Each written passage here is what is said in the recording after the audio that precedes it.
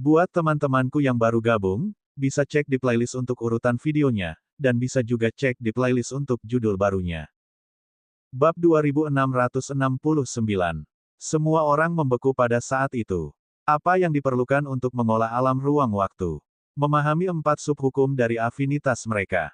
Setiap subhukum yang dipahami berarti mereka dapat menerobos ke tahap berikutnya dari alam yang sama. Jika mereka dapat memahami semua subhukum sekaligus, yang mereka perlukan untuk mencapai alam keilahian hanyalah energi asal surgawi, yang mereka miliki banyak setelah kunjungan terakhir mereka ke planet bumi. Ada begitu banyak inti energi asal surgawi di alam dimensi permata jiwa sehingga tidak akan menjadi masalah bahkan jika mereka memutuskan untuk menggunakannya untuk mempercepat waktu 100 kali lipat. Yang menghentikan mereka untuk terus maju memang hanya hukum. Ini adalah kesempatan untuk langsung masuk ke alam dewa dalam waktu singkat, Rowan menambahkan. Kita butuh kekuatan untuk tujuan utama kita dan untuk menghadapi pengunjung dari alam semesta lain. Pada akhirnya, tidak ada yang lebih baik untuk tetap hidup selain menjadi lebih kuat. Jika Ryan, Celis, dan Kentucky mengatakan mereka gembira, mereka pasti berbohong. Namun, mereka juga memahami masalah rencana Rowan. Bahkan jika kita mencapai alam dewa, itu hanya tahap awal. Para semi surgawi akan tetap mengejar kita karena kristal ungu, dan hanya tahap awal alam dewa tidak akan cukup untuk melawan mereka. Rowan mengangkat bahunya. Seperti yang kukatakan, ini berisiko. Kita bisa menyerap kristal ungu ini sekarang dan memahami subhukum pertama. Mungkin ada cukup banyak di sini untuk memahami sedikit subhukum kedua, tetapi jelas tidak cukup untuk mencapai tahap akhir alam ruang waktu. Kenapa kau memutuskan semuanya sendiri? Bun-Bun mengeluh. Kau melupakan hal yang sangat penting. Haruskah aku mengingatkanmu bahwa kesepakatanmu dengan Lotiri adalah untuk membawa kembali kristal ungu ke Burrow? Bagaimana mungkin kau berbicara tentang menggunakan kristal ungu itu? Apakah kau akan menarik kembali kesepakatanmu? Rowan menggelengkan kepalanya. Tidak, kami akan membawa kristal ungu kembali ke Loporit jika kami berhasil mendapatkannya. Kau harus mengerti bahwa kristal ungu di menara itu benar-benar besar. Ada lebih dari cukup hukum kekacauan dan energi di dalamnya agar kami dapat memahami semua subhukum kami sebelum kami membawanya ke Loporit. Rowan tersenyum dingin. Kesepakatannya adalah membawa kembali kristal itu. Tidak ada yang mengatakan bahwa kita tidak dapat menggunakan kristal itu sebelumnya. Itu hanya kekeliruan, jawab Bun-Bun dengan marah.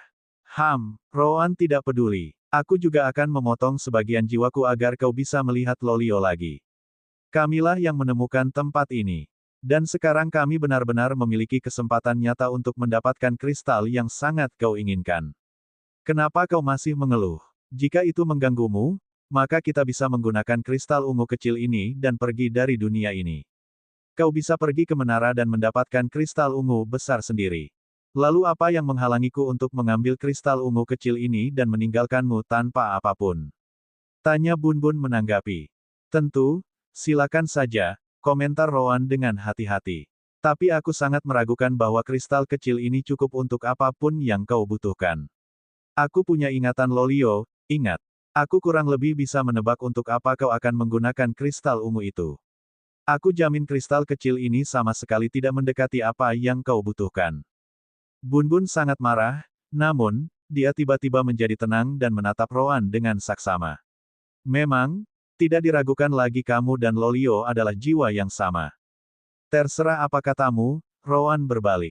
Bun-Bun mempertimbangkan pilihannya dan harus mengakui bahwa semua yang dikatakan Rowan benar. Mereka benar-benar membutuhkan kristal ungu yang besar, dan saat ini, itulah kesempatan terbaik untuk memperoleh benda itu. Sebaiknya kau bawa kembali kepada kami. Rowan mengangguk pelan. Aku tidak pernah mengingkari janjiku. Ia kemudian menatap Ryan, Celis, dan Kentucky. Sekarang, kita perlu mengambil keputusan. Kemungkinan nyata untuk mencapai alam keilahian dengan cepat tetapi berbahaya. Atau terobosan tahap cepat di sini setelah mengonsumsi kristal ini. Apa itu? Kalian sudah tahu pendapatku. Pada akhirnya, Ryan menghela napas dan setuju dengan Rowan. Bukankah para kultivator suka mengatakan bahwa kultivasi adalah melawan surga? Kurasa melawan semi celestial adalah makna yang paling mendekati makna ini. Aku memilih kita untuk mengejar ikan besar. Kentucky baru saja akan menolak ketika Celis menaruh salah satu akarnya di mulut Kentucky sambil berkata. Kami jelas ingin purple crystal yang besar juga. Mememi. Kentucky yang malang bahkan tidak bisa memberikan pendapatnya. Si kembar melihatnya dan berpura-pura tidak melihatnya. Bagus, kita semua setuju. Buah. Persetan denganmu. Aku tidak ingin melawan semi celestial manapun. Kentucky akhirnya berhasil melepaskan diri sambil mengeluh. Sayang sekali, Ryan tersenyum. 3 suara melawan 1. Apakah aku benar-benar harus melakukannya? Kentucky merasa ingin menangis. Kau tidak perlu melakukannya, Ryan menganggapnya lucu. Namun, menurutku The Great Kentucky, Minokawa terhebat yang pernah ada, pewaris garis keturunan kerajaan Minokawa, dan burung iblis tertampan tidak akan pernah meninggalkan teman-temannya. Kentucky sedikit gemetar saat dia menempelkan sayap di belakang kepalanya. Yah, itu benar. Aku juga tidak bisa mengecewakan klub penggemarku di alam dimensi. Mudah sekali, Bun tidak dapat menahan diri untuk berpikir. Baiklah, cukup omong kosongnya.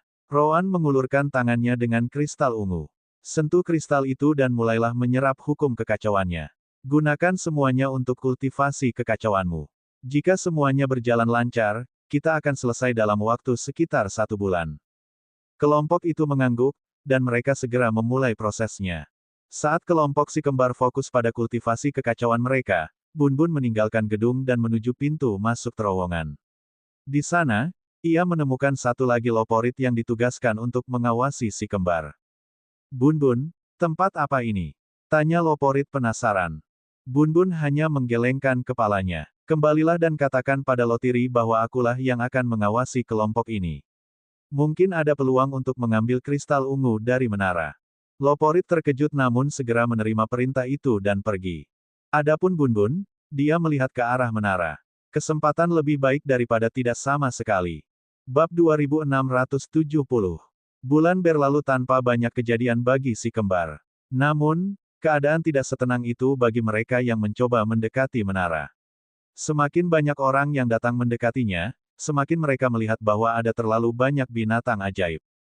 Tanpa pilihan lain, semua orang hanya bisa fokus pada kultivasi chaos, mencoba menjadi lebih kuat saat mereka memutuskan untuk menyerang menara. Para semi celestial jelas memiliki keuntungan besar. Pemahaman mereka yang jauh di atas memungkinkan mereka untuk meningkatkan kultivasi chaos mereka dengan sangat cepat. Mereka pasti akan menjadi kekuatan utama saat memasuki menara. Kavan menyaksikan semua itu, sudah menghabiskan waktunya dengan tidak melakukan apa-apa. Hukum kekacauan yang dialaminya di masa lalu membuatnya lebih mudah baginya untuk mengolahnya. Dia sudah berada di puncaknya, berada tepat di belakang Loporits dalam hal ini. Yah, dia juga akan tertinggal di belakang kelompok si kembar dalam kultivasi kekacauan saja, tetapi itu karena si kembar memiliki kristal ungu. Meskipun demikian, perbedaan kultivasi akan menutupinya. Itulah sebabnya Roan menyebutkan mereka akan memiliki kekuatan yang setara dengan semi celestial, bukan di atasnya. Satu lagi yang mencoba menggigit lebih dari yang seharusnya, persepsi Kavan menangkap kultivator lain yang sekarat karena hukum chaos.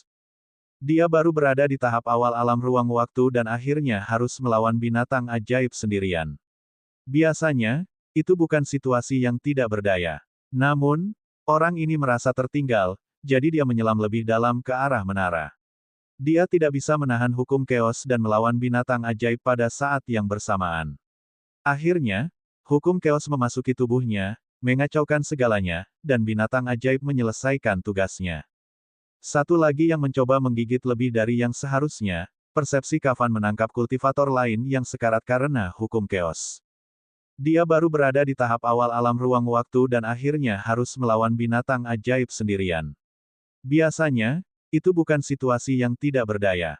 Namun, orang ini merasa tertinggal, jadi dia menyelam lebih dalam ke arah menara. Dia tidak bisa menahan hukum chaos dan melawan binatang ajaib pada saat yang bersamaan.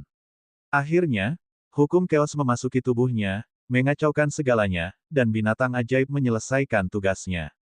Kavan mengabaikan orang itu, karena telah melihat situasi seperti itu terjadi beberapa kali.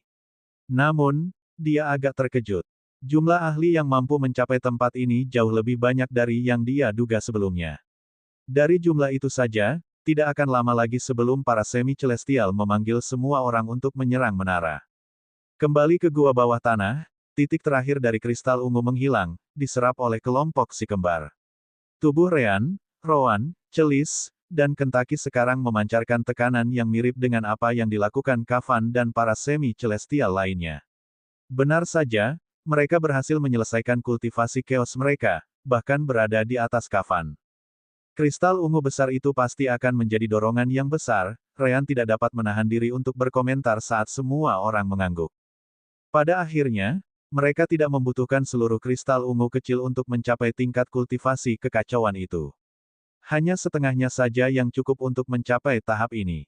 Sisa kristal itu kemudian digunakan dalam pemahaman para bawahan mereka, seperti yang awalnya diinginkan Celis. Rowan tidak bercanda ketika dia mengatakan kristal itu dapat dengan mudah membuat mereka memahami subhukum pertama mereka. Pada akhirnya, sisa setengah dari kristal ungu kecil itu sudah cukup bagi kelompok mereka untuk menyelesaikan pemahaman subhukum pertama mereka dari satu elemen. Celis, Kentucky, dan si kembar memiliki dua hukum yang harus mereka pahami. Hukum cahaya dan hukum kegelapan untuk si kembar dan Kentucky, sementara Celis memiliki hukum kayu dan hukum penyerapan. Ryan menyelesaikan subhukum pertama dari cahaya, yaitu cahaya itu sendiri. Jangan lupa 4 subhukum cahaya yaitu cahaya, pemulihan, kehidupan, dan yang. Di alam keilahian, Ryan dapat menggabungkan hukum-hukum ini dalam hukum utama cahaya. Rowan memperoleh subhukum kegelapan pertamanya, yang jelas juga gelap. 3 subhukum lainnya adalah korosi, kematian, dan yin. Kentucky juga harus memilih salah satu dari keduanya, jadi dia memilih light terlebih dahulu karena dia merasa lebih baik menjaga dirinya tetap hidup. Terakhir, Celis menyelesaikan pemahamannya tentang subhukum pertama penyerapan, yaitu indera. 3 subhukum lainnya adalah daya tarik, sirkulasi, dan integrasi.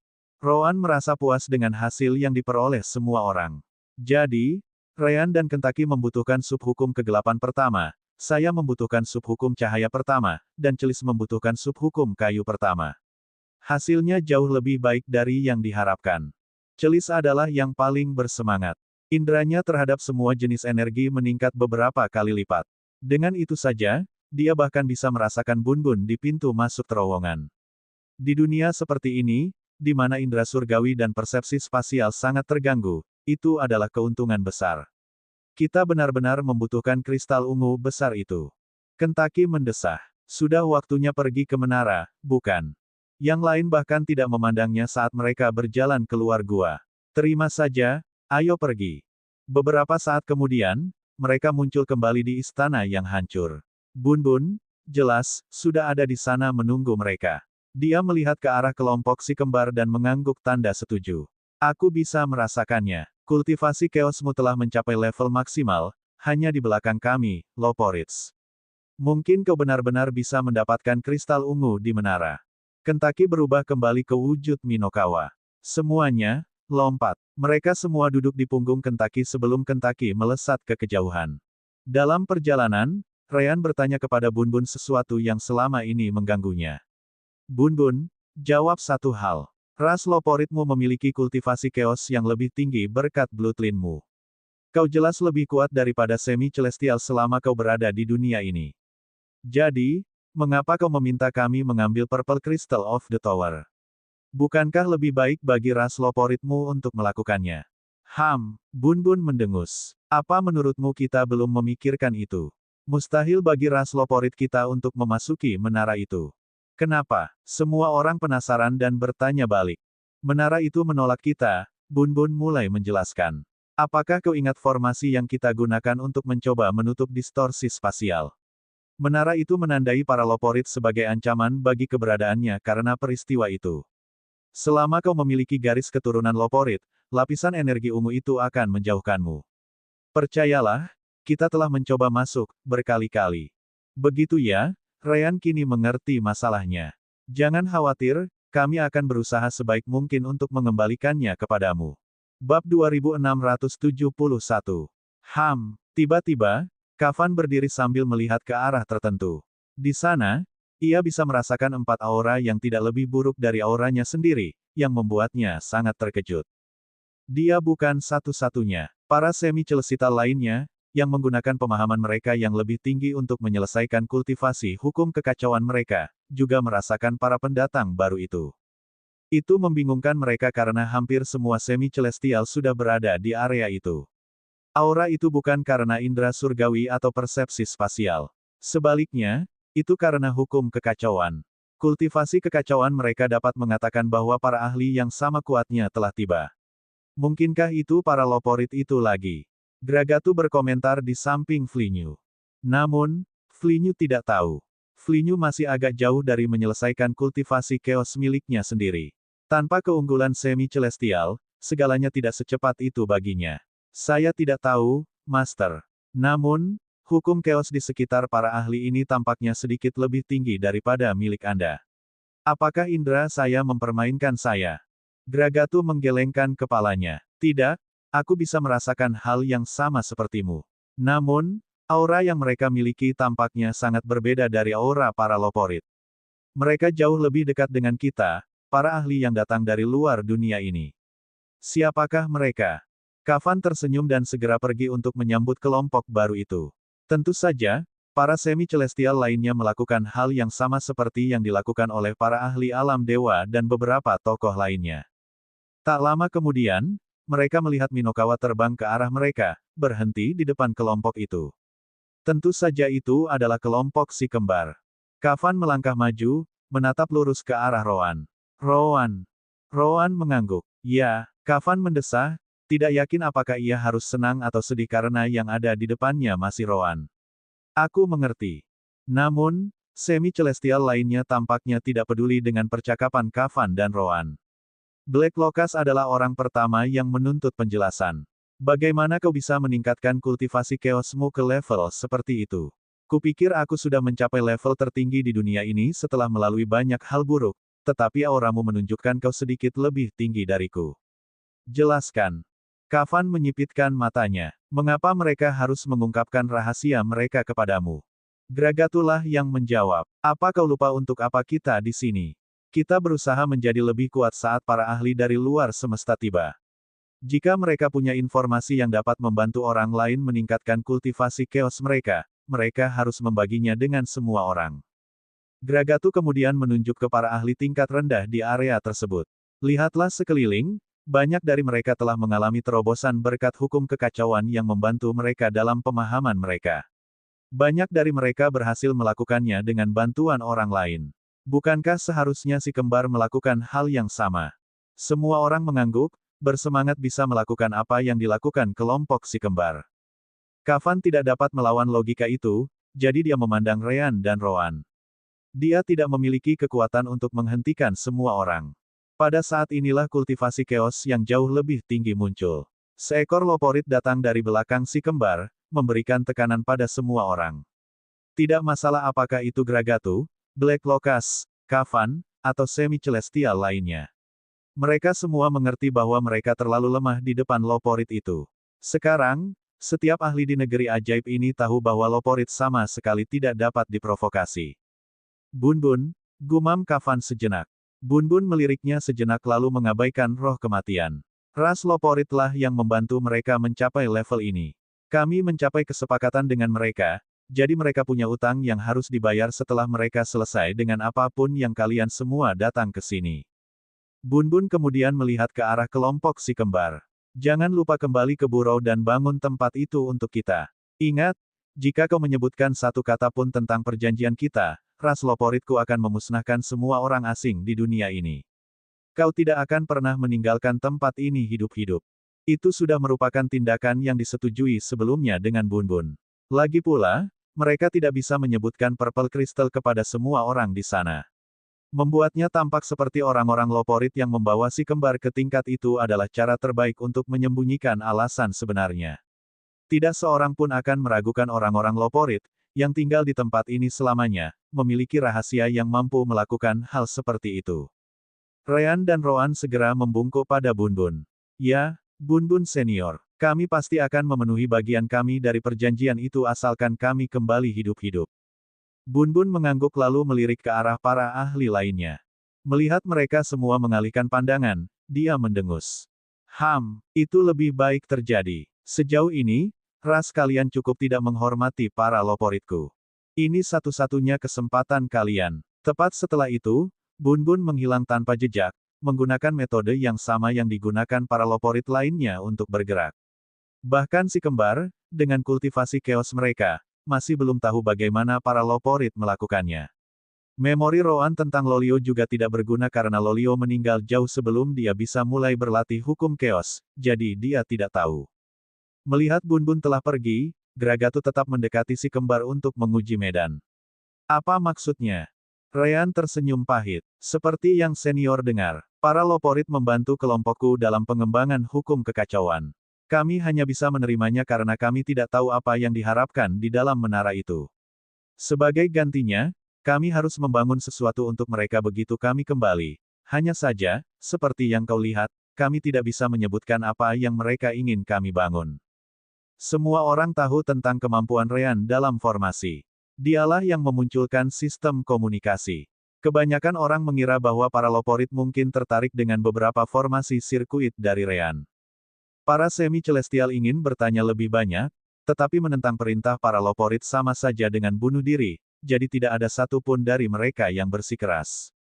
Bagaimanapun, kultivasi chaos yang lebih tinggi dari kelompok si kembar hanya membuat mereka setara dengan para semi-celestial karena para semi-celestial masih memiliki kultivasi yang lebih tinggi daripada mereka. Di atas segalanya, mereka memiliki lebih banyak pengalaman dengan itu. Terserah. Setiap penambahan seorang ahli yang kuat akan diterima untuk fase rencana berikutnya.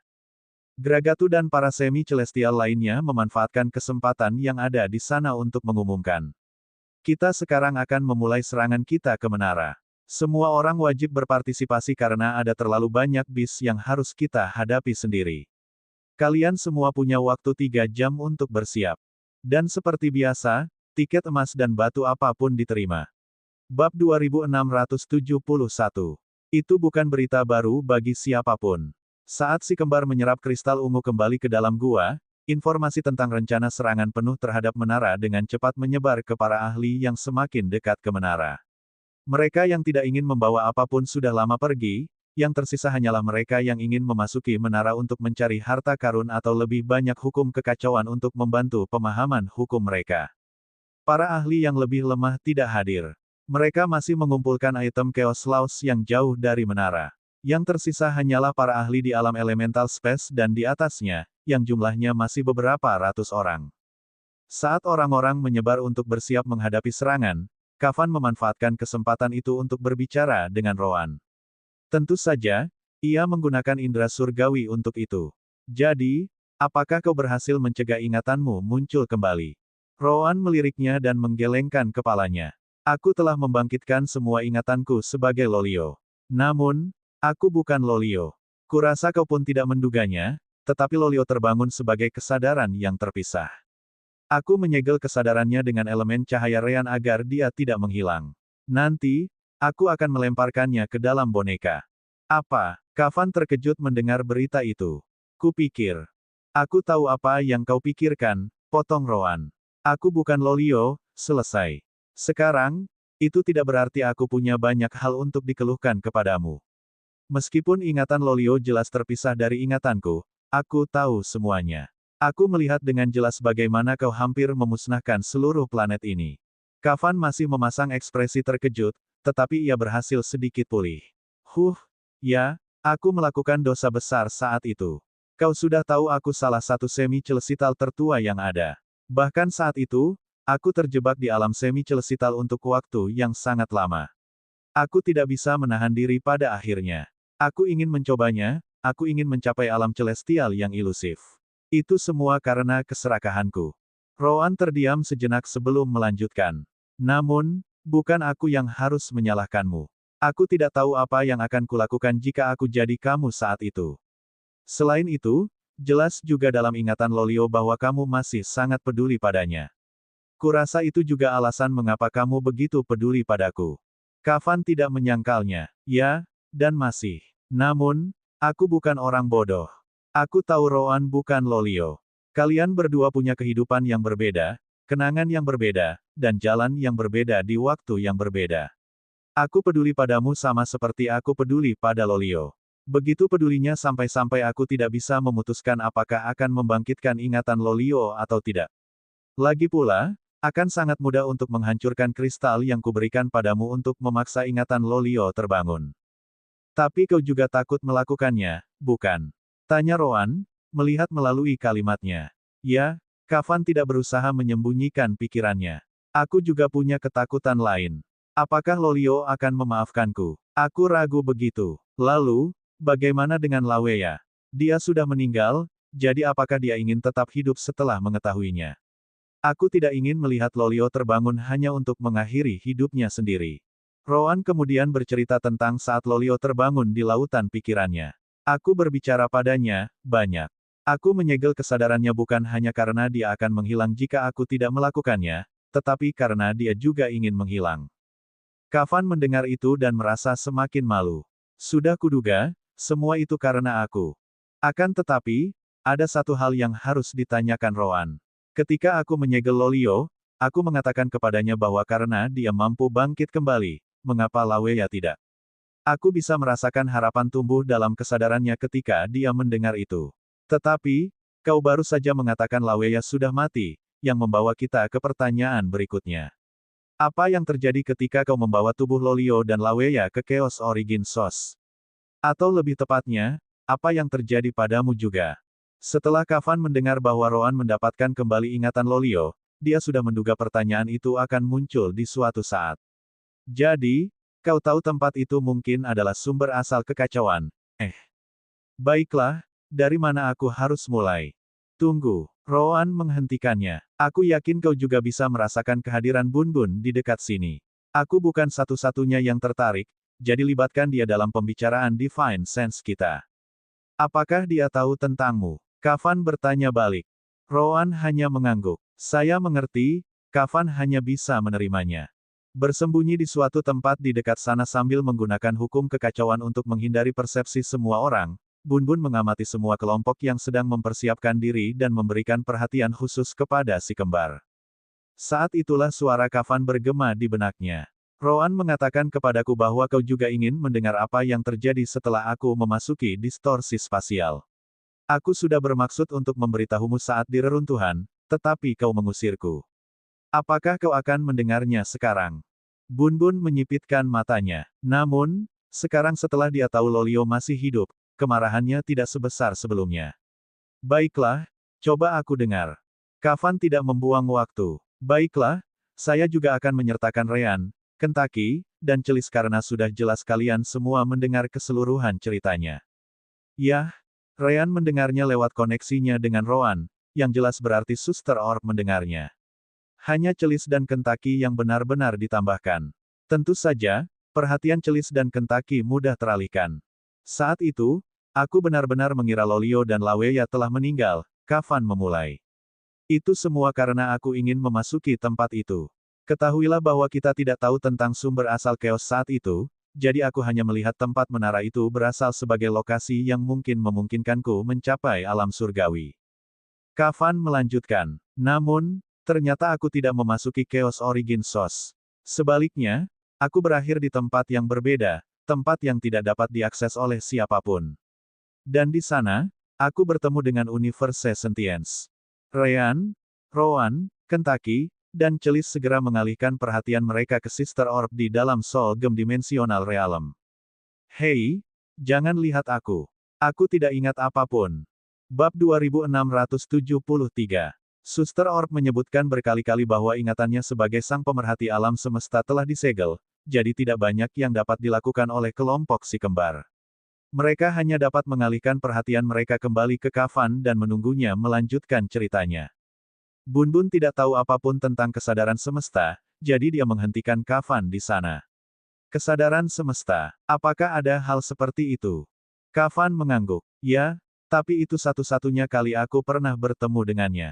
Bahkan jika kau memintaku melakukannya lagi, itu tidak mungkin karena kesadaranlah yang menarikku ke dalam ruang pribadinya.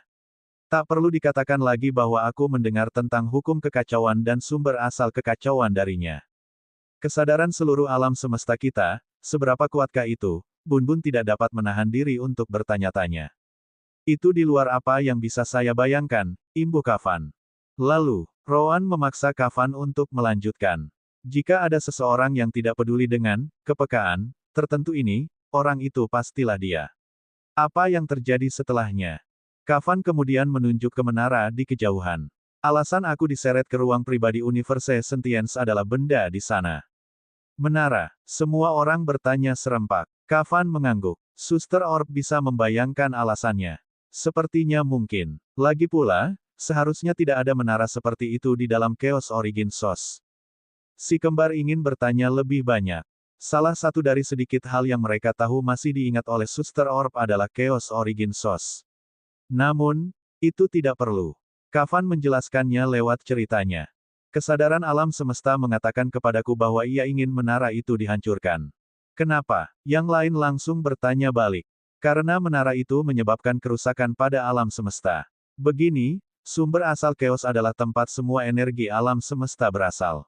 Aku akan memberitahumu dengan cara yang sama seperti yang dikatakan Sentience kepadaku.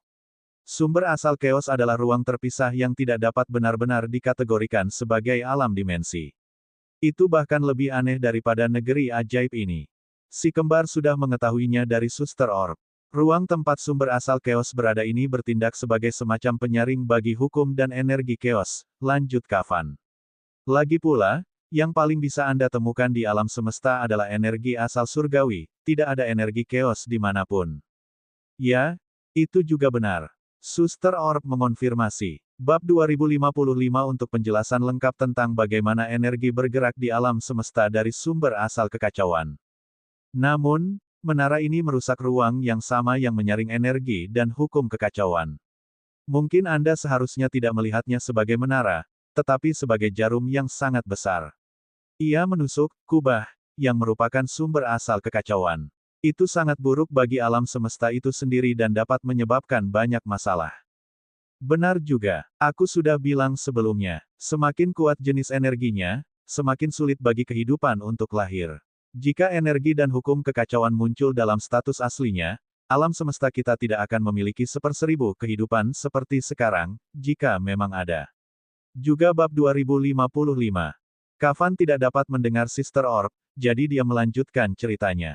Saya bingung. Tiba-tiba saya ditarik ke suatu tempat yang tidak diketahui dan makhluk yang begitu kuat tiba-tiba memberitahu saya bahwa menara yang saya lepaskan menyebabkan banyak masalah.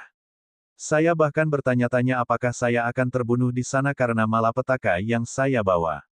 Saya pikir saya tidak hanya melibatkan planet Loporit tetapi juga seluruh alam semesta. Namun, Sentience tampaknya tidak terlalu peduli dengan apa yang terjadi. Paling tidak, aku tidak bisa merasakan kemarahan darinya, kenang Kafan tentang masa lalu. Menurut kata-katanya sendiri, ia hanya tidak menyukai perasaan yang ia dapatkan dari jarum di dalam Chaos Origin Source-nya. Itu pasti Suster Orb, pikir kelompok si kembar sejenak. Mereka mendengar dari Suster Orb bahwa dia tidak peduli dengan apapun saat itu, bahkan keberadaannya sendiri. Kata-kata Kafan hanya menegaskan hal itu. Kita tidak boleh lupa bahwa peristiwa ini terjadi bahkan sebelum munculnya bola kepunahan, jauh sebelum Solgem bertemu dengan Universe Sentience. Bun-Bun melihat menara itu dan bertanya, apakah menara itu memberitahumu menara apa ini? Dari mana asalnya? Kafan mengangguk. Sepertinya itu adalah harta karun kuno dari alam semesta lain yang dibawa ke alam semesta kita untuk mencuri sumber asal kekacauan. Seketika, kelompok si kembar itu berhasil menghubungkan menara itu dengan reruntuhan bintang. Itu juga termasuk Romario dan semua yang berkaitan dengannya. Kafan mendengar seluruh cerita dari si kembar tentang Ruins of the Stars. Kalian mungkin bertanya-tanya mengapa aku belum menceritakannya sebelumnya, bukan? Karena jelas menara ini ada hubungannya dengan Ruins of the Stars. Rowan menggelengkan kepalanya. Tidak, aku sudah tahu jawabannya. Kau takut ingatan masa laluku akan kembali jika kau membicarakannya. Ya, Kafan tidak menyangkalnya. Itulah sebabnya aku tidak bisa memberitahumu apapun yang berhubungan dengan negeri ajaib. Setidaknya sampai ingatanmu pulih. Aku siap merahasiakannya selamanya jika perlu. Bun-Bun baru saja akan bertanya tentang reruntuhan bintang ketika dia menerima pesan indera surgawi dari Rowan, yang menjelaskan semuanya. Tentu saja, hal-hal yang terkait dengan sistem permata jiwa tidak disebutkan. Kamu bisa bertanya lebih lanjut tentang itu setelah dia selesai. Bun-Bun tertegun sejenak, lalu mengangguk. Baiklah. Kafan merasa puas dengan tindakan cepat Rowan dan melanjutkan. Kalian semua sekarang tahu tentang kristal ungu, dan aku terkesan Lolio menciptakan sesuatu yang serupa. Namun, kristal ungu menara itu punya perbedaan. Kristal itu punya fragmen fondasi semesta di dalamnya, yang berasal dari semesta lain. Sama seperti Ruins of the Stars, kata Ryan. Ruins of the Star adalah pesawat luar angkasa yang besar, dan sumber energi utamanya memang merupakan fragmen fondasi dari alam semesta lain. Semuanya berjalan sesuai tempatnya. Bab 2674. Apakah Universe Sentience memberitahu Anda cara menghancurkannya? Fragmen fondasi Universe bukanlah sesuatu yang bisa dihancurkan begitu saja, komentar Ryan. Benar, Kavan mengangguk. Ia memberiku sebuah benda yang, selama benda itu menyentuh fragmen, akan langsung memindahkan fragmen itu keluar alam semesta ini. Itu tidak benar-benar menghancurkan, kan? Rowan bertanya balik sambil menyipitkan matanya. Bunbun lebih mengkhawatirkan hal lain. Tidak bisa, ras loporit kita membutuhkan kristal ungu itu. Jangan berani-berani memindahkannya keluar alam semesta. Memang, kesepakatan dengan keluarga loporit memang seperti itu. Hanya saja Kavan tidak mengetahuinya. Kau membutuhkannya. Kenapa? Rowan adalah orang yang menjawab sambil melirik ke arah Bunbun. Masalah angka kelahiran mereka masih berlanjut hingga hari ini. Rencana loporit adalah menggunakan konsentrasi hukum kekacauan dan energi yang sangat tinggi untuk melihat apakah mereka dapat membalikkan evolusi garis keturunan, memulihkan kemampuan reproduksi mereka. Hukum kekacauan dan energi di lingkungan, bahkan menghitung area di sekitar menara dan binatang ajaib, tidaklah cukup. Apakah saya benar? Rowan menyebutkan sebelum ia dapat menebak apa yang mereka inginkan dari kristal ungu. Melihat Bunbun terdiam sejenak membuktikan bahwa kata-kata Rowan kemungkinan besar benar. Namun, Bunbun tidak terdiam lama. Ya, itulah tepatnya mengapa kami menginginkan kristal ungu, dan sesuatu yang lain juga. Namun, hal lainnya tidak dapat kukatakan padamu. Kavan menyipitkan matanya. Itu membuat segalanya menjadi sulit. Aku benar-benar tidak tahu bagaimana aku bisa memisahkan fragmen dari kristal ungu yang melekat padanya. Serahkan saja padaku, namun, Rowan tampak tidak khawatir. Aku tahu cara memisahkan kristal ungu dari fragmen itu sendiri. Baik Kavan maupun Bunbun tidak tahu apa yang ingin dilakukan Rowan. Meskipun demikian, jika memungkinkan, mereka hanya bisa mengandalkan Rowan. Baiklah, kalau begitu sudah diputuskan. Tentu saja pembicaraan itu tidak berakhir di situ. Jadi, Kavan, lanjutkan ceritamu. Kau masih belum menceritakan apapun tentang situasi Laweya dan Lolio di sana. Kavan segera melanjutkan ceritanya. Aku mendapatkan benda yang dapat memindahkan fragmen asing keluar alam semesta ini. Namun, saat itu, aku tidak terlalu peduli karena aku masih memiliki tubuh Lolio dan Laweya bersamaku. Saat itulah aku mendapat ide. Aku membuat perjanjian dengan Sentience alam semesta. Selama itu membantuku menyelamatkan mereka, aku akan melakukan perintahnya. Aku benar-benar tidak ingat apa-apa, Suster Orb cepat-cepat menambahkan sebelum si kembar bertanya apapun. Namun, Kavan berhenti sejenak sambil memikirkan masa lalu, bahkan Universe Sentience tidak memiliki kekuatan untuk menyelamatkan keduanya. Ia memberitahu saya bahwa hukum kekacauan dan energi telah sangat memengaruhi jiwa kedua loporit. Yang bisa dilakukannya hanyalah menyegel jiwa mereka sehingga mereka akan semakin memburuk. Mengenai cara menyelamatkan mereka, ia tidak tahu dan berkata saya harus menemukan caranya sendiri. Tentu saja aku menerimanya, tambah Kavan. Jiwa mereka disegel sepenuhnya, tidak membiarkan sedikit pun energi jiwa keluar. Itu adalah metode penyegelan yang jauh melampaui apapun yang bisa kulakukan sebagai seorang semi-celestial. Setidaknya dengan cara itu, aku punya waktu untuk meneliti metode lain. Kelompok si kembar mengetahui kelanjutan ceritanya.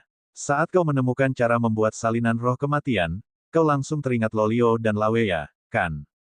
Kita tidak boleh lupa bahwa Death Spirit Copies dibuat dengan Dead Souls, tepatnya 2. Ya, Kavan menegaskan. Sebelumnya aku sudah menceritakan bagaimana Death Spirit Copies dibuat, dan itu kebetulan menjadi metode yang sempurna untuk menyelamatkan Lolio, dan hanya Lolio. Rowan menyipitkan matanya. 2 jiwa yang akan digunakan untuk menciptakan roh kematian harus cocok satu sama lain. Jika tidak, itu akan gagal. 1 jiwa akan menjadi jiwa utama, yang akan hidup sebagai roh kematian. Jiwa lainnya akan dikorbankan selama proses tersebut. Ini, Bunbun dapat menebak sisanya. Kau menggunakan jiwa Laweya untuk menciptakan salinan roh kematian dengan Lolio sebagai jiwa utamanya, Laweya dikorbankan agar Lolio dapat kembali. Kafan mendesah dan mengangguk. Ya, kau lebih mengetahuinya daripada siapapun, Bun Bun. Loporit bukanlah binatang iblis, humanoid, roh, malaikat, atau setan. Mereka adalah anomali yang lahir dari interaksi jangka panjang mereka dengan hukum dan energi kekacauan. Tentu saja, jiwa mereka juga berbeda. Tidak ada ras lain di alam semesta yang memiliki jiwa yang cocok dengan Loporit kecuali Loporit lainnya. Percayalah, aku sudah mencoba menemukannya sejak lama sebelum akhirnya mengambil keputusan ini. Roan bertanya-tanya apa yang akan dilakukannya terhadap Lolio setelah ia memasukkan jiwa Loporit ke dalam boneka Rean. Bagaimanapun, ia tidak bisa mengeluh tentang hal itu. Bagaimanapun, Roan ada saat ini karena itu. Kenapa kau tidak kembali? Tanya Bun Bun gelisah. Jika kau kembali, kita pasti bisa menggunakan jiwa orang lain. Kita punya Loporit yang hampir mati yang dengan senang hati akan menukar nyawa mereka untuk menyelamatkan Lolio dan Laweya. Begitu pentingnya mereka berdua bagi kita. Kenapa harus menunggu sampai sekarang untuk akhirnya kembali ke sini? Sebelum Kafan sempat menjawab, Roan menanyakan hal lain. Kau memasuki distorsi spasial karena kau ingin mencapai sumber asal kekacauan. Lagi pula, kau ingin maju ke kultivasi alam surgawi. Kau memiliki kesadaran semesta itu sendiri di depanmu. Jadi, setelah kau menyegel jiwa Lolio dan Laweya, apa yang kau lakukan? Kafan tersenyum pahit. Kau sudah melihatnya, bukan? Aku jelas meminta makhluk berakal budi untuk memberitahuku rahasia memasuki alam surgawi. Pasti ada keinginanku sendiri yang terlibat dalam pertanyaan ini, tetapi aku juga berpikir bahwa aku akan memiliki kesempatan lebih baik untuk menyelamatkan Laweya dan Lolio jika aku berada di alam surgawi. Dan apa yang dikatakannya kepadamu? Rean dan yang lainnya bertanya. Itu bisa membantuku, namun, Kafan berhenti sejenak, mengingat hari itu dengan jelas. Jika aku maju ke alam surgawi, aku tidak akan pernah bisa kembali ke alam semesta ini lagi. Bab 2675. Apa? Semua orang merasa sulit menahan rasa terkejut mereka agar tidak menarik perhatian. Mengapa kamu tidak akan pernah kembali? Pertama-tama, mengapa kamu harus meninggalkan alam semesta ini? Celis, orang yang paling menyukai kultivasi, langsung memikirkan sebuah kemungkinan. Kenaikan. Satu kata itu membuat semua orang terdiam. Mungkinkah? Kafan menatap Celis dan mengangguk puas. Ya, sama halnya ketika manusia naik ke alam dewa, alam bawah, atau alam surga. Mereka tidak dapat kembali ke alam fana karena hukum alam semesta akan mendorong mereka kembali. Tentu saja, kita masih bisa kembali ke alam fana setelah mencapai level tertentu dengan kekuatan kasar. Kemudian, kita perlu terus melawan hukum-hukum alam semesta untuk melawan tarikan spasial yang terus berusaha mengirim kita kembali ke alam yang lebih tinggi, jelas Kafan. Tapi, hal-hal tidak sesederhana ini untuk alam surgawi, kan? Roan menebak. Tepat sekali, Kafan mendengar hal yang sama dari Universe Sentience. Nah, Sister Orb. Saya hanya mengulang kata-kata Universe Sentience di sini. Menurutnya, kita hanya bisa pergi ke alam fana karena kita masih berada di dalam alam semesta yang sama. Penghalang yang memisahkan kita dari alam fana bukanlah sesuatu yang mengesankan. Jangan bicara tentang hukum alam fana. Kita jelas memiliki kekuatan untuk melawannya agar bisa tinggal di sana selama beberapa waktu sebelum kita dipaksa kembali. Namun, memasuki alam semesta sebagai ahli alam surgawi adalah cerita yang sama sekali berbeda.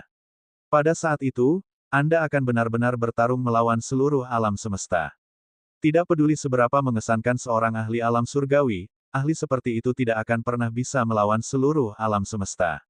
Jadi, maju ke alam surgawi sama saja dengan mengucapkan selamat tinggal pada alam semesta Anda sendiri selamanya. Anda telah naik, dan sebagai makhluk yang telah naik, Anda akan tetap tinggal. Hal itu membuat banyak hal untuk dipikirkan bagi mereka yang mendengar cerita itu. Namun, ada kabar baik di dalamnya. Yah, setidaknya kita tahu kita tidak akan melawan ahli alam surgawi manapun saat alam semesta lain datang ke alam semesta kita sendiri, komentar Rean. Kafan mengangkat bahunya. Seperti yang kukatakan, aku hanya mengulang kata-kata dari Universe Sentience. Siapa tahu, mungkin para ahli alam surgawi dari alam semesta lain punya metode untuk melewati penghalang ini dan memasuki alam semesta. Tidak mungkin ada jawabannya. Bun tidak terlalu peduli dengan alam surgawi. Kau masih belum menjawab pertanyaanku mengapa kau tidak kembali. Ya, Kafan menoleh ke arahnya. Roan mengira alasan aku tidak mencoba kembali segera adalah karena aku masih ingin menerobos ke alam surgawi. Namun, seperti yang bisa kau lihat di sini, seharusnya cukup jelas bahwa aku menolak gagasan itu. Jika aku menerobos dan maju ke alam surgawi, aku tidak akan bisa kembali, apalagi menyelamatkan Laweya dan Lolio. Tentu saja, mungkin aku bisa membawa mereka bersamaku dan menemukan jalan keluar dari alam semesta kita, lanjut Kafan. Namun, karena keanehan para Loporit, aku sangat meragukan bahwa aku akan memiliki kesempatan yang baik ketika aku bahkan tidak bisa memasuki alam semesta. Sebagai gantinya, aku meminta kesadaran alam semesta untuk mengirimku kembali ke planet para Loporit. Tidak, tanya Rean. Ia ingin, tetapi tidak bisa, Kafan menjelaskan. Apakah kau ingat penghalang ungu yang menutupi dunia ini?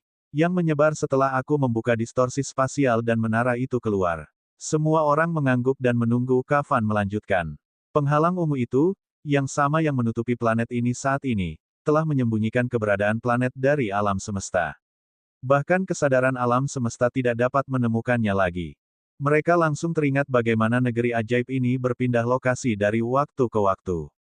Hanya dengan bantuan Soul Gem Dimensional Realm milik si kembar, yang memiliki sifat serupa, dunia ini akhirnya dapat ditemukan.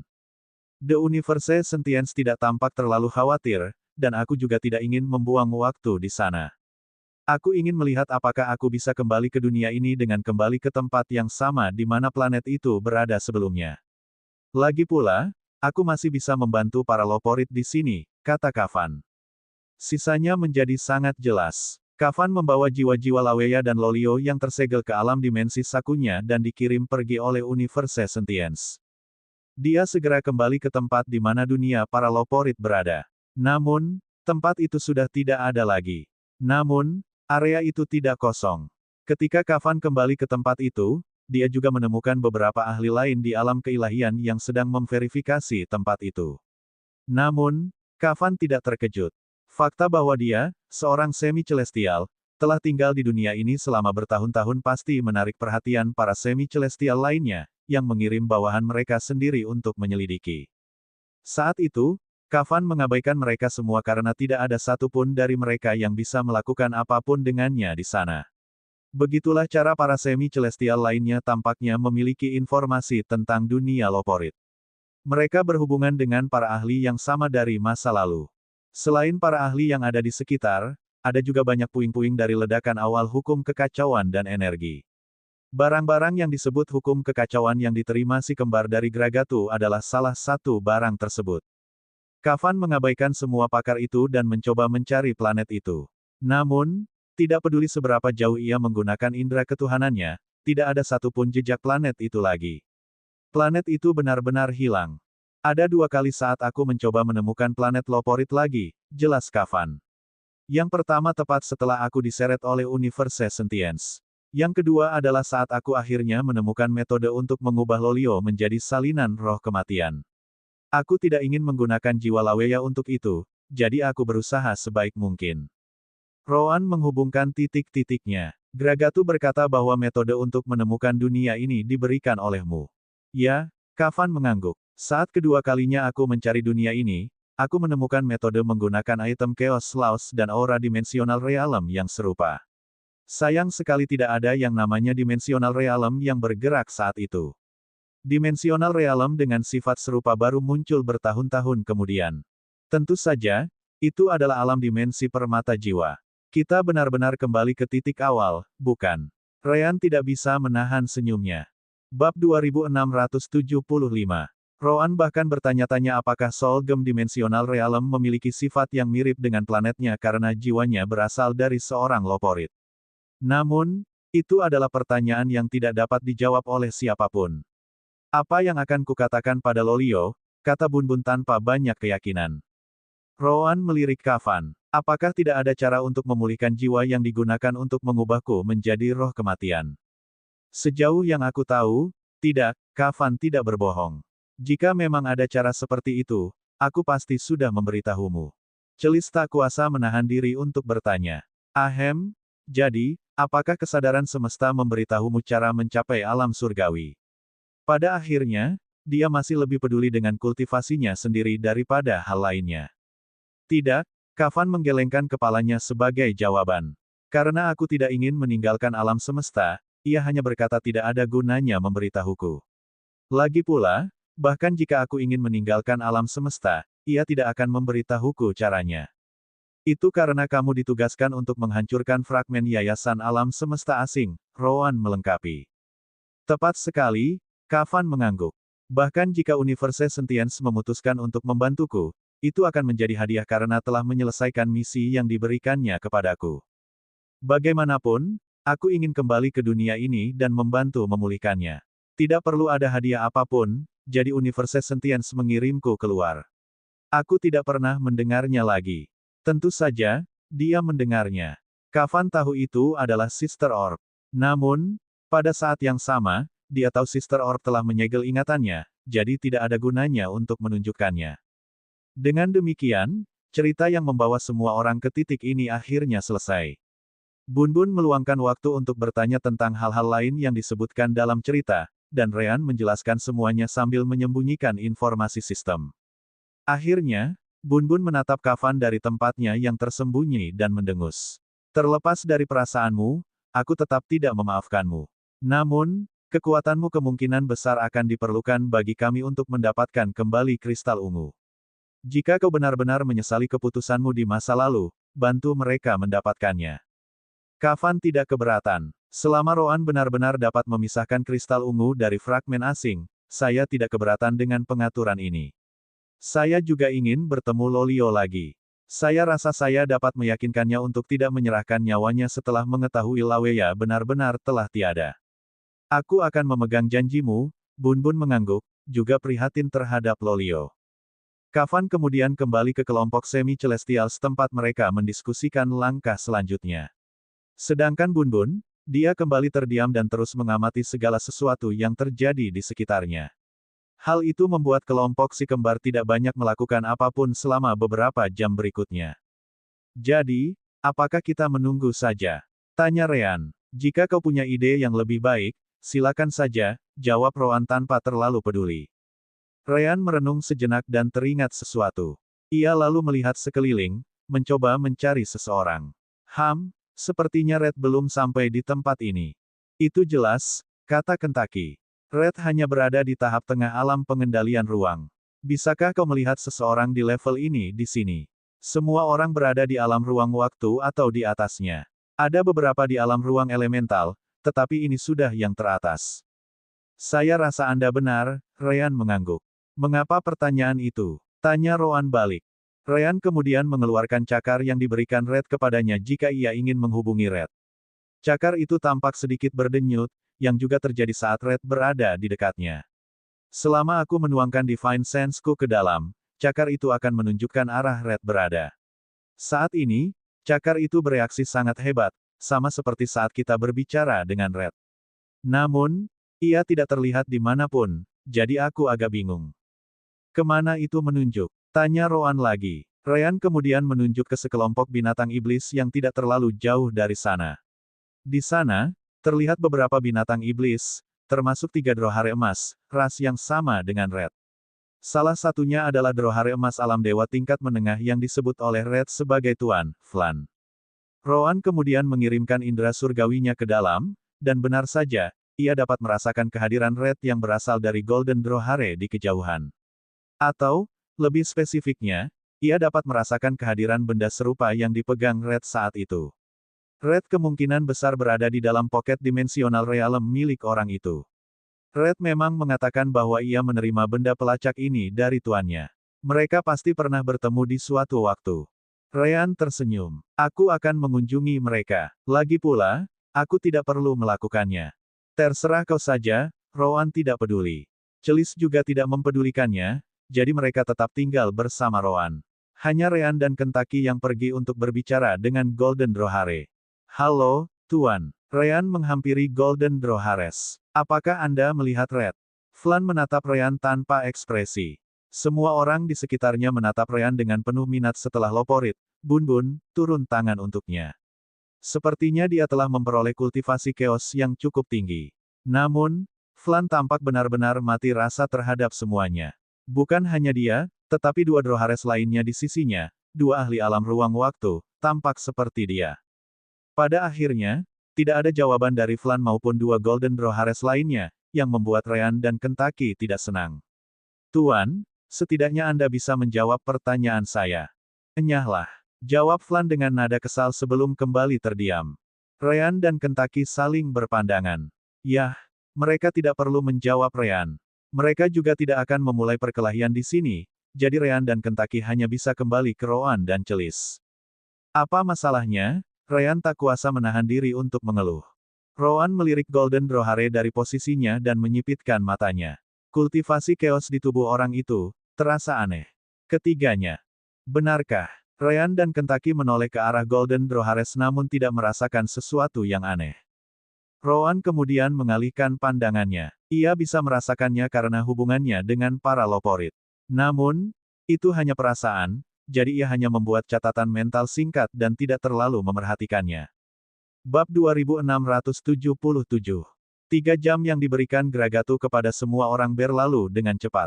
Ketika saatnya tiba, Gragatu dan para semi-celestial lainnya mengumpulkan semua ahli. Beberapa dari mereka datang, setelah dipanggil oleh rekan-rekan mereka selama waktu ini, sehingga jumlah total ahli meningkat menjadi hampir 500.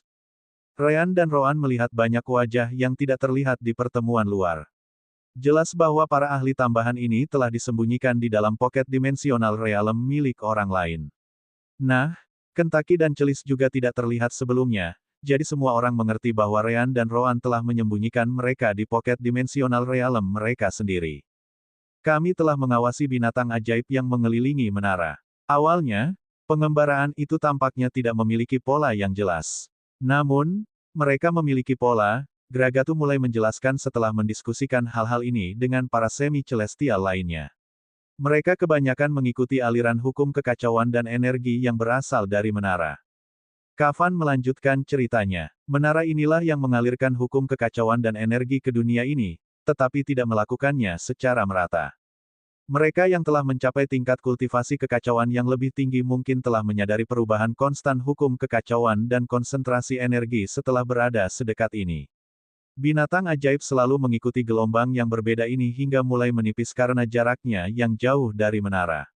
Begitu itu terjadi, mereka berbalik dan bergerak ke tempat lain di dekat menara, mencari konsentrasi hukum kekacauan dan energi yang lebih besar. Itulah sebabnya rasanya seperti binatang ajaib bergerak tanpa banyak berpikir. Black Locust melengkapi, juga telah memperhatikan pola-pola tersebut. Namun, ini bagus untuk kita. Kita berhasil menangkap pola pelepasan hukum kekacauan dan energi dari menara, dan kita dapat mengetahui kapan dan kemana kelompok binatang ajaib akan bergerak selanjutnya. Gragatu menjadi serius saat ini. Black Locust benar. Kita dapat menggunakan persepsi ini untuk menyerang kelompok-kelompok kecil Wonder Beast, memberi kita peluang yang jauh lebih tinggi untuk membersihkan sekeliling menara. Namun, bahkan kelompok-kelompok kecil Wonder Beast sejauh ini masih berjumlah lebih dari 100. Belum lagi, mereka tidak akan terlalu jauh dari Wonder Beast lainnya, jadi serangan itu pasti akan menarik perhatian yang lain. Ia melanjutkan, karena itu, kita harus menghabisi kelompok-kelompok kecil binatang ajaib secepat mungkin. Idenya sederhana. Kita akan mengidentifikasi saat ada kelompok kecil yang memisahkan diri dari kelompok itu, dan kita akan menyerangnya. Begitu kita menghabisinya, kita akan mundur. Binatang ajaib itu kuat, tetapi kekuatan itu hanya dapat dipertahankan dengan menghabiskan hukum kekacauan dan energi di dekat menara. Binatang ajaib lainnya tidak akan mengejar kita lama-lama. Sejauh yang kita tahu, mereka juga tidak memiliki kecerdasan, jadi mereka akan mudah menyerah. Ini akan berbahaya, dan tidak diragukan lagi banyak dari kalian akan mati. Astaga, bahkan kami, semi-celestials, memiliki peluang untuk jatuh dalam serangan ini jika kami dikepung oleh sekelompok besar orang. Ingat, bunuh dengan cepat, mundur dengan cepat, ulangi. Jika kalian tertinggal, kalian tamat. Seseorang mengangkat tangannya, khawatir. Senior, bagaimana jika sisa binatang ajaib tidak menyerah dan terus mengejar kita? Para semi-celestial sudah menduga pertanyaan itu. Teruslah berlari. Semakin jauh dari menara, semakin lemah mereka. Jika mereka benar-benar terus mengejar kita tanpa henti, maka itu lebih baik. Kita akan membawa mereka cukup jauh agar mudah disingkirkan.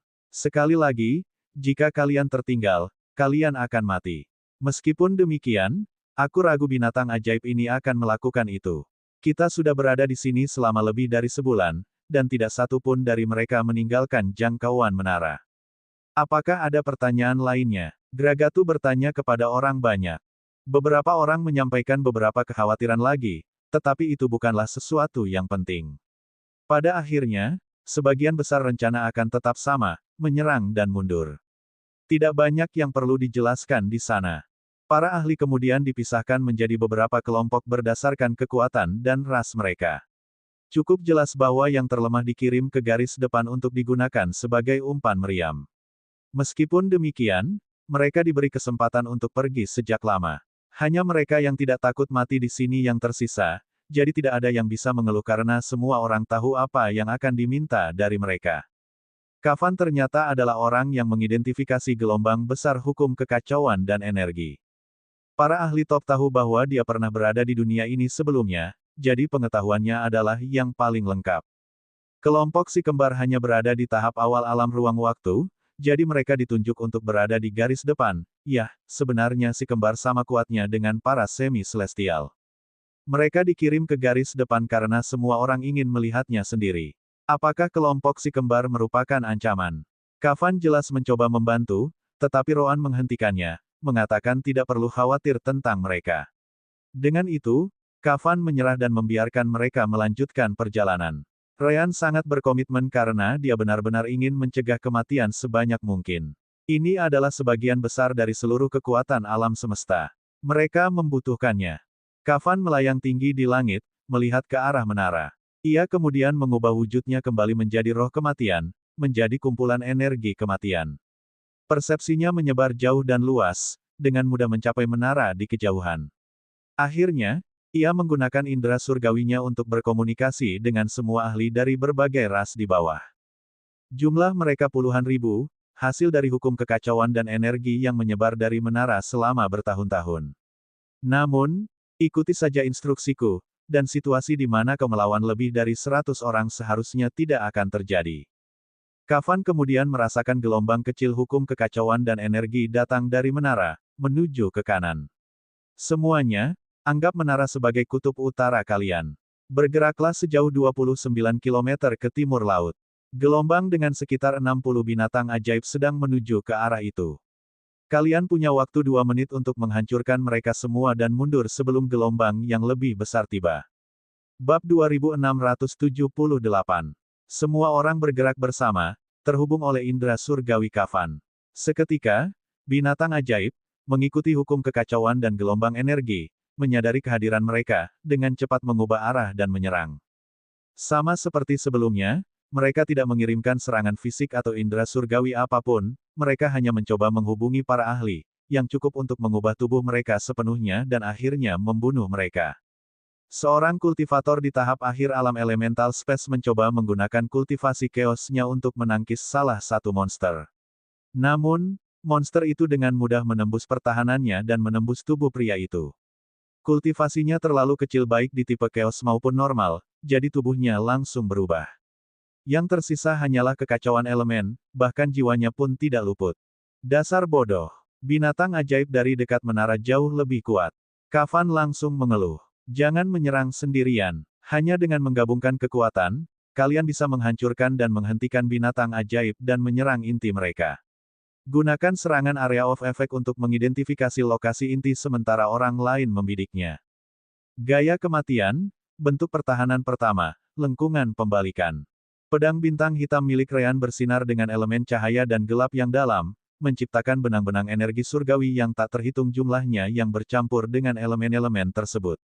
Sekarang kultivasi kekacauan mereka telah mencapai tingkat ini, Ryan dan yang lainnya mampu menggunakan kultivasi kekacauan mereka sendiri untuk mencegah elemen-elemen afinitas mereka berubah menjadi sesuatu yang lain. Semua orang menatap Ryan dan merasa takut dengan pikiran mereka. Ryan memblokir 3 Wonder Beast sekaligus. Mereka mencoba memaksa masuk melalui Reversive Arcs milik Ryan, tetapi Chaos Laws, Elements, dan energi di dalam benang itu seperti dinding baja. Mereka tidak bisa melewatinya. Asteris Swiss, Swiss, Swiss, Swiss, Swiss. Tiba-tiba, ratusan bulu, sekeras bilah, menusuk tubuh energi etiril binatang ajaib dari semua sisi. Sebagian besar menembus tubuh mereka seolah-olah tidak terjadi apa-apa. Namun, beberapa bulu bilah itu tampaknya mengenai sesuatu di dalam ketiga binatang ajaib itu, yang langsung menarik perhatian Roan. Gaya kematian, sabit kematian. Roan muncul seperti hantu di sisi binatang ajaib, mengayunkan sabitnya dalam sekejap mata. Gelombang cahaya dan kegelapan melewati tubuh dua binatang ajaib, mengenai inti mereka dengan sempurna. Inti itu terbelah dua, menyebabkan tubuh binatang ajaib langsung hancur saat hukum kekacauan dan energi menghilang. Serangan tanaman merambat. Binatang ajaib terakhir tidak memiliki kesempatan untuk bereaksi terhadap kejadian tersebut sebelum puluhan tanaman merambat tumbuh dari tanah seperti tombak. Semuanya diselimuti oleh hukum kekacauan, elemen kayu, dan hukum kayu, mencoba untuk menyerang inti binatang ajaib terakhir. Binatang itu merasakan bahaya dan mencoba untuk mundur, tetapi sudah terlambat. Penjara yang menguras. Celis telah menyebarkan akar-akarnya yang lain, menciptakan penjara di sekitar Wonder Beastie. Hukum kekacauan Wonder Beast jelas memengaruhi akar-akarnya, tetapi sangat lambat sehingga Celis dapat melawannya tanpa banyak masalah. Serangannya kemudian akhirnya menembus inti Wonder Beast, menyebabkannya hancur juga. Itu menunjukkan betapa lama mereka berempat telah hidup bersama. Ryan, Roan, Kentucky, dan Celis memiliki kombinasi yang sempurna, dan serangan mereka sama sekali tidak tampak seperti usaha yang besar. Black Locust, Sophia, dan semi-celestial lainnya melihat ke arah kelompok si kembar dan mengangguk. Seperti yang mereka duga, kelompok mereka jauh melampaui kelompok lain yang selevel dengan mereka. Tidak hanya itu, mereka bisa tahu bahwa kelompok si kembar benar-benar menahan diri. Mereka pasti bisa melakukan lebih dari itu. Ryan segera menarik kultivator lain di dekatnya yang tengah ditekan oleh binatang ajaib yang sedang dilawannya. Ada banyak hukum kekacauan dan energi di sini. Kita masih punya waktu sebentar, jadi seraplah sebanyak yang kau bisa. Tumbuhlah lebih kuat. Saat dia mengatakan itu, Roan dan Celis bertindak melawan Wonder Beast yang sedang melawan orang itu. Jika 3 Wonder Beast bukan masalah, apalagi satu saja. Roan dan Celis dengan mudah menghabisinya. Bulu-bulu yang tak terhitung jumlahnya beterbangan di udara di sekitar Kentucky, memberikan dukungan kepada lebih banyak ahli di garis depan medan perang. Ryan segera bergabung dalam pertempuran. Pedang Kaisar Api Kehidupan. Dengan menggunakan Kentucky's Feather Blades, Ryan menemukan posisi Wonder Beast Core yang lain dan menyerangnya, sekali lagi menghancurkannya. Asteris Pin, Pin, Pin. Para ahli di wilayah Kentucky juga mendengar saat bulu-bulu Kentucky mengenai inti binatang ajaib, memberi mereka lokasi umum target. Begitu saja, beberapa binatang ajaib mulai berjatuhan satu demi satu. Para ahli alam semi surgawi dan alam dewa bahkan tidak perlu khawatir tentang area di dekat kelompok si kembar. Tentu saja, mereka juga tahu bahwa mereka tidak boleh kehilangan pasukan, jadi mereka malah memberikan dukungan kepada para penyerang di sisi lain medan perang. Jumlah mereka jauh lebih banyak daripada kelompok binatang ajaib ini, jadi pertarungan berakhir dengan sisa waktu 40 detik. Apa yang mereka lakukan? Jelas, mereka menyerap sebanyak mungkin hukum kekacauan dan energi dari binatang ajaib itu, juga mencoba meningkatkan kekuatan mereka. Cukup, mundur. Suara kafan langsung bergema di benak semua orang. Mereka melihat ke arah menara, dan benar saja, gelombang Wonder Beast lainnya datang ke arah mereka. Sedikit lagi, dan Wonder Beast itu akan menyadari kehadiran mereka. Ada ratusan dari mereka dalam gelombang itu saja, jadi tidak ada yang cukup bodoh untuk memaksakan keberuntungan mereka. Semua kelompok segera mundur, mengabaikan hukum kekacauan dan energi yang ditinggalkan oleh Wonder Beast yang mati. Kafan melirik ke arah kelompok si kembar dengan puas. Kerugian akan jauh lebih kecil dengan bantuan mereka. Selanjutnya, 42 km ke kiri, selalu jadikan menara sebagai titik acuan. Gelombang 111 binatang ajaib datang dari sana. Beberapa menelan ludah, karena sebelumnya sudah mengalami kesulitan menghadapi 60 orang itu. Namun, semi-celestials juga keluar kali ini, membuat semua orang lebih percaya diri.